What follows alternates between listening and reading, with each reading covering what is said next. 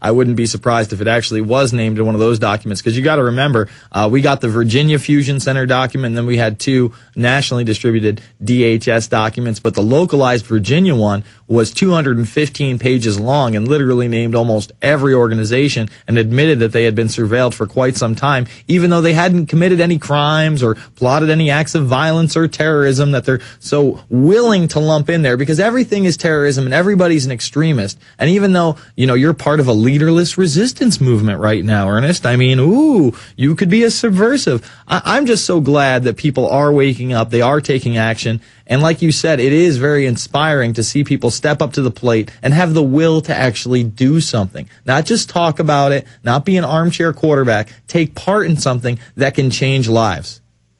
Well, we've been doing this we were on their first list.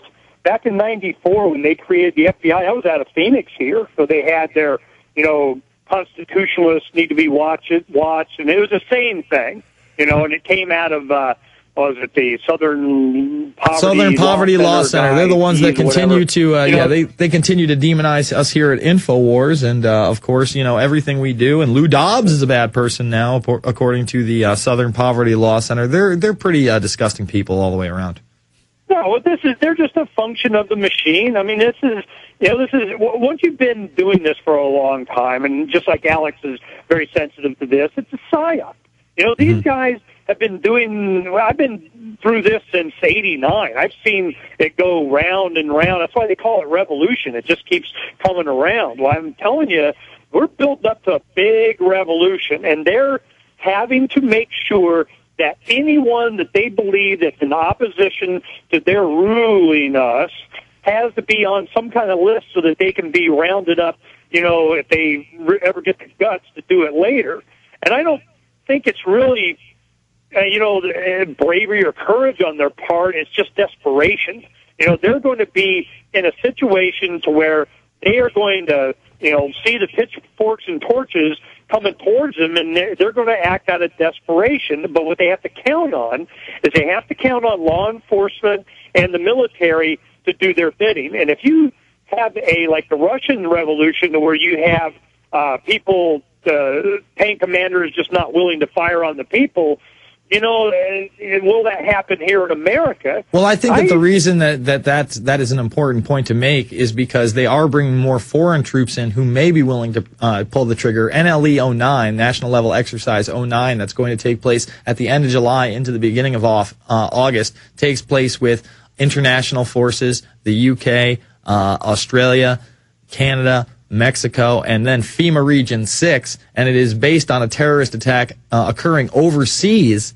And then FEMA's heading up this drill, by the way, and it's incorporated with DHS. And then when they come to the United States, they're going to integrate all local, state, federal, and even tribal governments into this, as well as private sectors, make makeshift FEMA centers and military bases. And I think that that's what this is. This is to try to get local law enforcement used to the idea of working with all these other entities and just letting them know the sovereignty's over, Constitution's over, Bill of Rights is over. We might have to quarantine people. We might have to do a domestic takeover. And I pray to God more people wake up, especially on the inside, so they don't allow that to occur.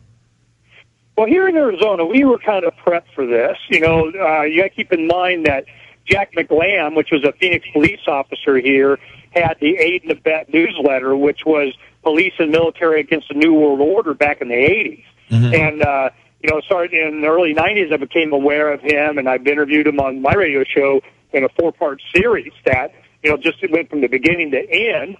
And he was very specific about that, Vampire Killer 2000, the book that they had created, and all this information was sooner or later, local law enforcement is going to be the tip of the spear for this New World Order. And he's like warning them. He's saying, look, take your oath seriously. Here it comes. Don't get caught in this. Then in the mid-90s, they had the multi-jurisdictional task force thing that they kept amping up. That came in with Clinton, and Sheriff Joe Arpaio gets all kinds of press, and he's a hardcore, toughest sheriff kind of. He was DEA for a decade and a half. This guy is part of it. He's just walking it right in. So this was, in fact, that pamphlet that we found out about they were doing, like their watch lists are doing now, came from a deputy at the sheriff's department that sent it to us. We were the ones that broke that back when we had a workshop back in the mid-'90s. You know, we've been libertarian activists for a long time. So this is just nothing new to us. We've been going through this. You know, we have Napolitano's now head of the Homeland Defense Gestapo. She was our governor here. And before that, she was U.S. attorney. You know, and she was attorney general, and she was criminal defense attorney for a lawmaker that was caught taking a bribe on videotape. Well, there's no doubt that Napolitano is her co-chief of staff. Yeah, there's no doubt that Napolitano is bought and paid for and part of this elite establishment and really a minion for them, or she wouldn't be where she is. I mean, she's the successor to Michael Chertoff, who is just an outward demon. We'll be back. Final segment with Ernest Hancock. We are Change Arizona, freedomphoenix.com. All right, folks, we are back. It's the Infowarrior. TheInfowarrior.com is my website, and it used to be my YouTube channel until they pulled it today with no reason or purpose other than to censor Alex Jones and everybody around him, as well as Infowars and Prison Planet. So we are asking you to give them a call. Can you put it up on the screen for me? I think it's, 653? Oh, no, that's not it right there. There we go. It is 650-253-0000, 650-253-0000. Call them up. Tell them how displeased you are that they would go out and carte blanche. Just take off every channel that has anything to do with Alex Jones or myself. I mean, the majority of the videos posted there are just this show. I don't own my own content. It's not original content. I don't understand what's going on. So again, give YouTube a call and raise hell.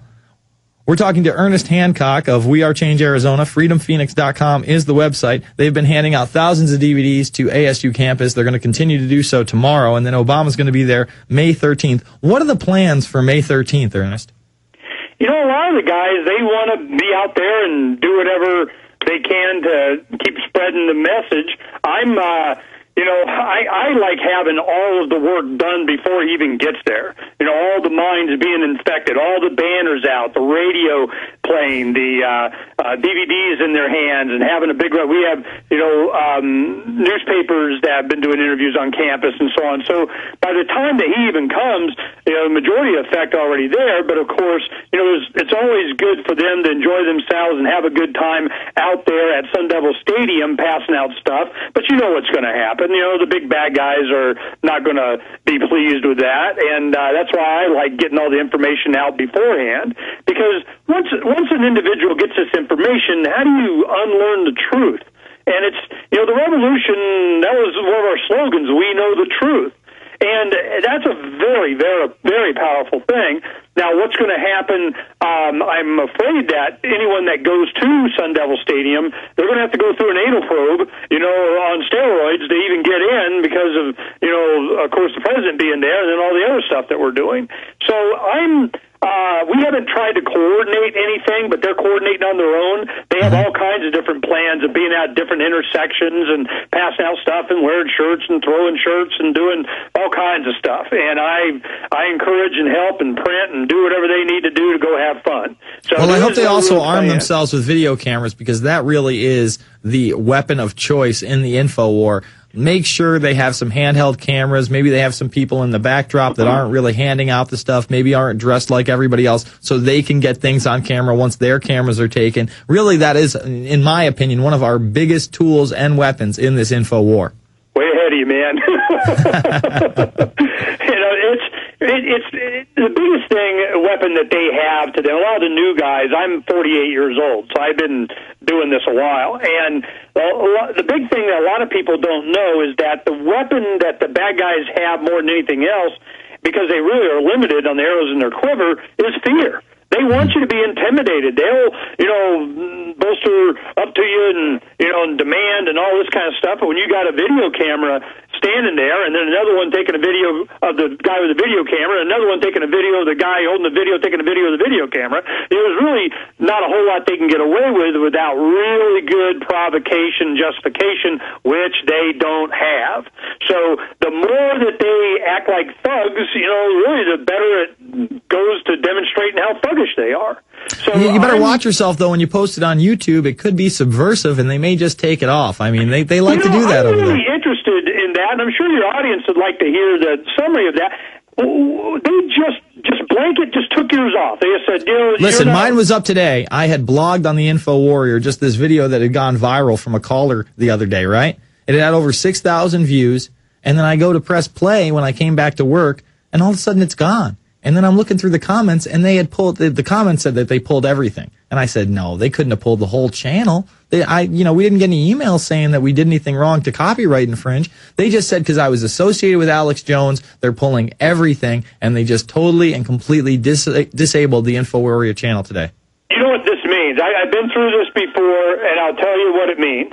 What happens is it comes down to the fact